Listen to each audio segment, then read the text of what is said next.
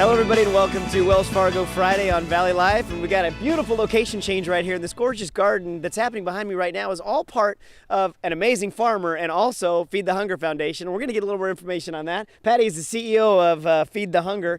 Tell me how this all evolved and then how we're making dramatic results like this in the community.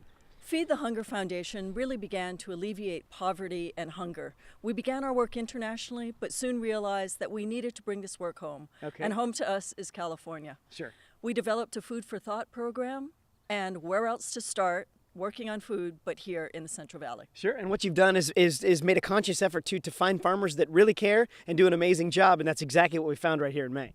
We found that there are so many people who just need a little bit of an opportunity, Sure. a small loan to really make a difference, not only for themselves as individuals, but for their communities. Sure. And that is exactly what May exemplifies. All right, well, Mr. Yang, here we've brought you in then as a loan expert to kind of facilitate this whole transition and make this happen. Sure. Well, we're an intermediary lender for Feed the Hunger Foundation, and we're really happy to be a part of that. And unfortunately, we're really geared towards helping a lot of the small businesses. And a small farmer like May is really someone we like to help. And in the Valley, she exemplifies one of the great stories that we can all see, of course. And Sure. We'll talk about a little bit more. All right, well, Yang, I'm going to actually use you as translator as I ask the questions, but I kind of want to get into May's story a little bit. So kind of ask her how this all came to be and then how she's now grown the farm. Okay. Mình chúa có farm na ya vì lý cha có tia ya ở tây tia ya tia chỉ ta lên đó có họ bỏ tôi tia ya giải nhiều là ổn gì là nhiều mũi chuẩn gì tia. Cú sai tia cú mà cú nhiều ở tây tia ít khó là mà cú lâu lại cú một thọ thì hậu lử là chỉ tao na khó ở tây này giờ ít khó cú nhiều chấp lời cú theo lý chỉ xe là ở tây chỉ cú ya tia ở tao mũ ya tia lúc ta lại kia rong mà cú trồng xa cái nhà là ở có lo rõ của nó tia. Okay, so she pretty much has been a long-time farmer herself, has a background, long history of that. That's what she knows, and because of her age, it's hard for her to really go out and even get a job. Sure. and really to be in the workforce. So this is something that she can really go out. She knows it, she loves it. She likes farming, and she can really build something out of it, and at this point she's really, even with her age, she's really motivated to really do make that next big step to expand her operation. So. Right. Well, Yang, it seems like a double-edged sword. She thinks that her age is a hindrance to getting the money she needs, but her age is also expertise in becoming an amazing farmer. Definitely, yes.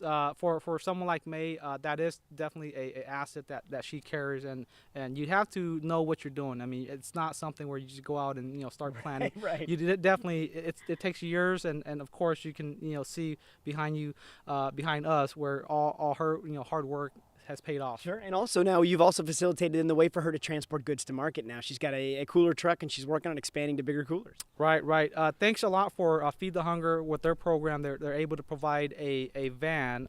It's a used van, but that's what she can make up, and it's actually has an installed cooler in there. So she that's for a lot of the small farmers, that's always been a problem with them, a challenge, and getting their products to the market where it's fresh and cooled, and with the extreme heat that we have here in the Valley, that's something that's really goes a long way for a lot of these small farmers. Sure. Well, Patty, that's what really helps is that when you're able to facilitate this type of operation and give May the funding she needs to make it work, a person like May will just run with it and all of a sudden look for expansion and just do an amazing job with a brilliant product. Exactly. And there are many other farmers just like May, and many other distributors, cafe owners, restaurateurs. Our foundation is involved with funding up and down the food system to try to get more fresh local produce into low-income communities that really need it. Sure. And how does that happen if someone's watching the show right now and they think, man, that is a program I want to get behind? How do they help you, along with Wells Fargo, to fund a program like this? They can donate. There's many different ways of investing and being a part of really growing this whole food movement. Sure. And what better place to start than here? Absolutely. And I'm also thinking, too, after what Yang said and what May's needs were, there are a lot of farmers out there that might have bigger operations that maybe their units might not be keeping up with the size of their operation now. They can donate, get the tax write-off, and have a truck now that someone like May can get produce to market. That's right. There's donations and there's other forms of investing. All right. Well, we're going to come back in just a second here. We're going to move into a beautiful greenhouse that May's created, bring Wells Fargo into the mix, and talk about a little bit of what they've done and also the success story that May's created right here on her own farm. Don't go anywhere. More Wells Fargo Friday coming up right after this.